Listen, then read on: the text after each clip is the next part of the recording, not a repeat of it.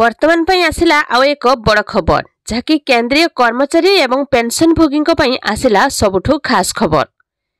तेबे केंद्रीय कर्मचारी एवं पेंशनभोगी अपेक्षा क्रमागत भाव वृद्धि पाउछि। तेबे लोकसभा निर्वाचन पूर्व कर्मचारी को खुशी करने पई सरकार विचाराधीन डीए बकाया टंका कर्मचारी आकाउंट रे जमा करि पारंती।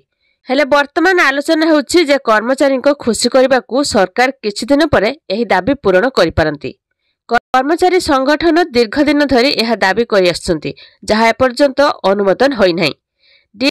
केते मासर आसीबो डीए बकाया टंका केंद्र रे मोदी सरकार खूब शीघ्र यह उपरे निष्पत्ति नै पारंती। तेबे आपण निश्चित भाव में भाबुथिबे जे केते मासर डीए बकाया आसीबो। सरकार अकाउंट रे 18 मासर बकाया जमा करिवे जहाँ एक बड़ उपहार परि हेबो। 1 कोटी अधिक कर्मचारी एवं पेंशनभोगी एथिरु उपकृत हेबाकू जाउछंती। कर्मचारी माने एते डीए रे लाभ पाइछंती जे किछि दिन पूर्वरु केंद्र सरकार कर्मचारी एवं पेंशनभोगी डीए को 4% वृद्धि करथिले। वृद्धि परे डीए वर्तमान 50% रे पहुंचिछि जहाँ पूर्वरु 46% थिला। तेबे 4% वृद्धि परे कर्मचारी वेतन उपयुक्त वृद्धि घटिछि।